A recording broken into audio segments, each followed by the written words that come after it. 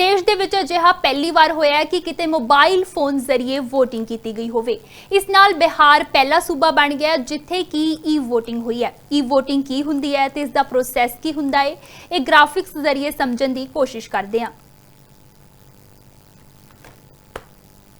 बिहार देश का पहला सूबा है जिथे मोबाइल आधारित VOTING की शुरुआत हुई। 2 एंड्रॉइड ऐप्स के जरिए VOTING की सहूलत दी गई। सेफ्टी के लिए फेस रिकॉग्नाइजेशन ते लाइव फेस स्कैन का इस्तेमाल किया गया। प्रवासी मजदूर, बजुर्ग, गर्भवती महिलावां इस राही आसानी दे नाल वोट कर सकते हैं। वोटरां नूं एक ऐप डाउनलोड करना पैंदा है, फिर इस नाल मोबाइल नंबर लिंक करना हुंदा है। फिर मोबाइल ते एक OTP आउंदा है। OTP भरन तो बाद असीं घर बैठे आसानी दे नाल वोट कर सकते हैं ते यह ऐप सिर्फ एंड्रॉइड ते काम करदा है।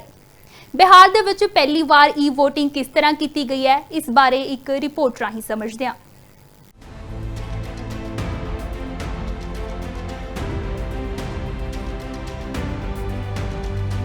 देश दे विच पहली बार मोबाइल ऐप राही VOTING की जा रही है। बिहार दे 26 जिलियां दियां 42 नगर पालिकावां च उप चोणां हो रहीआं ने। 6 नगर पालिकावां च पायलट प्रोजैक्ट दे वजों VOTINग की जा रही है। यह प्रोजैक्ट उन्हां लोकां दे लई VOTINग नूं आसान बनाउण दे लई कीता गया जो VOTIंग केंद्रां तक नहीं पहुंच पा रहे हन। VOTIंग दे लई 2 ऐप लॉन्च कीते गए हन। इस सहूलत दा लाभ लैण दे लई पहिलां तो रजिस्ट्रेशन की जरूरत सी। चोण कमीशन के अनुसार 50,000 तो ਵੱਧ ਲੋਕਾਂ ਨੇ VOTIंग ਦੇ ਲਈ ਰਜਿਸਟ੍ਰੇਸ਼ਨ ਕੀਤੀ ਸੀ।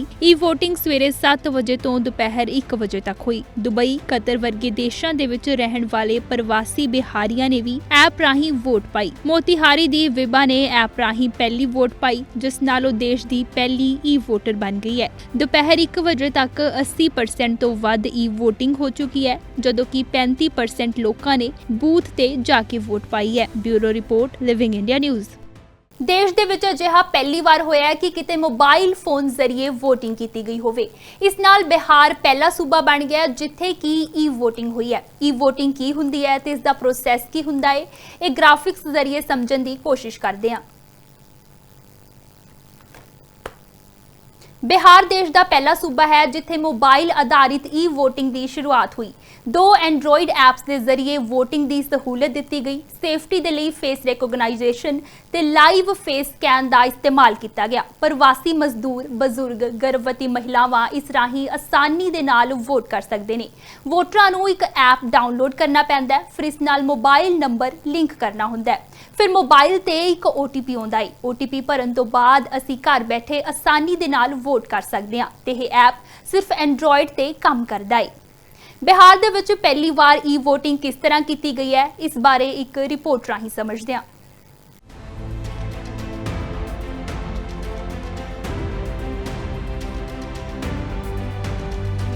देश दे विच पहली बार मोबाइल ऐप राही VOTIंग की जा रही है। बिहार दे 26 जिलियां दियां 42 नगर पालिकावां च उप चोणां हो रहीआं ने। 6 नगर पालिकावां च पायलट प्रोजैक्ट दे वजों VOTIंग की जा रही है। यह प्रोजैक्ट उन्हां लोकां दे लई VOTIंग नूं आसान बनाउण दे लई कीता गया जो VOTIंग केंद्रां तक नहीं पहुंच पा रहे हन। VOTIंग दे लई 2 ऐप लॉन्च कीते गए हन। इस सहूलत दा लाभ लैण दे लई पहिलां तो रजिस्ट्रेशन की जरूरत सी। चोण कमीशन के अनुसार 50,000 तो ਵੱਧ ਲੋਕਾਂ ਨੇ VOTIंग ਦੇ ਲਈ ਰਜਿਸਟ੍ਰੇਸ਼ਨ ਕੀਤੀ ਸੀ।